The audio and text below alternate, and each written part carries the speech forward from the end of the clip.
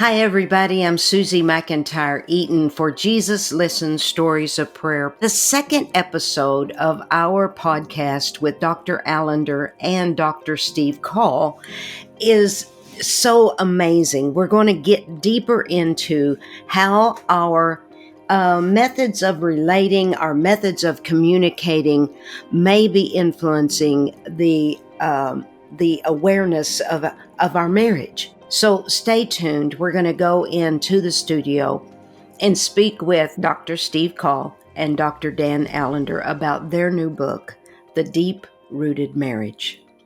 We're here with Dr. Dan Allender and Dr. Steve Call.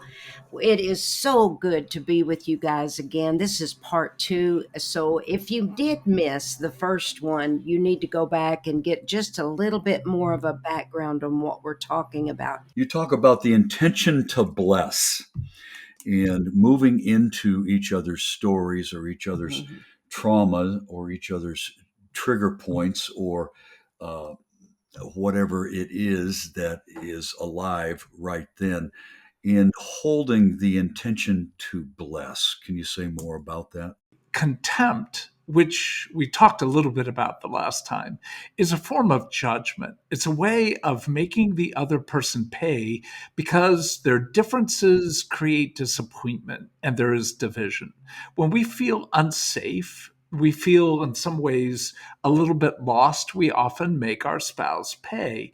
Well, it's at that moment where we're doing the very opposite of blessing. Blessing truly is, I want glory and goodness and beauty for you. And I know God has enabled me to be the face of God on your behalf. So in that sense, we are passing on to the other something of the great blessing in number 6 of may his face shine upon you. We get to be the face of God shining upon our spouse, even in the midst of hard conversations. That's what we mean by blessing. Dr. Call, what do you want to say about it? The face of God on behalf of our spouse. I think that's a really beautiful image. The way you just described the story around where did that come from? Like when we're having this interaction between us as spouses and you're like, where did that come from? Or it comes from somebody else. I think that where did you come from? How is that asked? Again, how is that question asked? What's the posture of the wondering? Is it a tone of accusation or blame? Or is it, again, a tone of wondering, a tone of curiosity? And I think if we hope for nothing else, that really is it. Is inviting couples to be aware of the posture in which they ask that question. And so, of course, there's a protective response of what are you going to do with what I reveal to you? What are you going to do with what I share with you? That's often I want to really honor the need to protect. Like that's what fear says. Fear protects us, but it's the illusion of protection that actually more often than not, it's the opposite of that. That actually it does create safety. It does create intimacy. But fear says don't. Fear says don't expose, don't reveal, because at times it might have been in the past used to harm us in some form or another. So it's a form of safety, but again, the illusion of safety. Now, when we get married, we want this person to always stay that person. We all know they are not going to stay the same. How can we let go of that expectation that they'll always be the same as when we married them? So one of the things that we underline in the book is how important it is that we name what drew us to one another. Because it wasn't just the beauty and the physicality of the other. There was something about the other that promised, without even knowing it, redemption, a change, something of a return of the loss, a kind of restoration of what was stolen. And in all that, if we were to actually say, our marriages are meant to redeem us, to restore us, and it's going to be just like any other form of sanctification, a disruptive, messy, complex, and lifetime process, then we have then the commitment not to change one another, but in so many ways to be transformed by one another. It's the very part of us God has created for all mammals that long for connection, and intimacy, and as Steve put it, for safety. And yet, oftentimes, it's how we move into a conflict, not the avoidance, that allows for a sense of, oh, there is safety. Even though we differ, even though there is a potential for conflict growing, I know you are pursuing me. And that changes the tonality. Intimacy calls me to it, to be known at levels I don't want to be known. I'd just rather not talk about it. It's fine if she talks about it, but I'd rather maintain the stoic, aloof caregiver. And so, what advice would you give, or framework of thinking would you give to me to help embolden me to step into more of wisely trusting her with parts of me I'm not even sure of?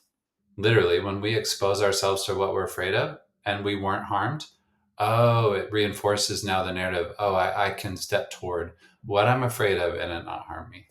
Mm-hmm. In a perfect dialogue, that would be true. But what about for the people who they have exposed their fears, maybe in not a very articulate way, and their spouse didn't handle that? Just naming the impact of that interaction where you're not blaming the other, but the primary word is, I know my own response to you right now is not what I want to be. So, in that beginning point, then the question becomes, do you want to engage differently? Do you want a different interaction now? Can you go begin the process of engaging what's happening in your own heart? So, having the ability to name, confess, but also honor by inviting, but where the invitation cannot be held well, being able to honor, well, we need at least some degree of momentary separation. I need to go tend to my heart. You need to go tend to yours. That isn't avoidance. That's creating a context to create different levels of new safety. I mean, we're all being real with you today. We all have our problems. Even Dr. Allender and Dr. Call, who talk about this and wrote this book right here, they still have to practice what they preach. Guys, we always close the episode with a reading from Jesus Listens Stories of Prayer. And this is April 19th. All-knowing God, you have searched me and known me. You understand my thoughts from afar, and you are intimately acquainted with all of my ways. How thankful I am to be fully known by you. Everything about me is visible to you, including my most secret thoughts and feelings. This transparency would terrify me if I were not your beloved child. But I have nothing to fear because your perfect righteousness has been credited to me through my faith in you. I'm so grateful to be a permanent member of your royal family. I can dive right in, asking you to help me cope with the things I'm facing, and I can spend time just relaxing with you, breathing in the joy of your presence. In your royal name, Jesus, amen. What an honor it has been for me to be with you on this two-part series of Jesus Listens Stories of Prayer. I want to thank Dr. Allender and Dr. Call for taking the time out of their precious schedule to be with us to enrich our lives.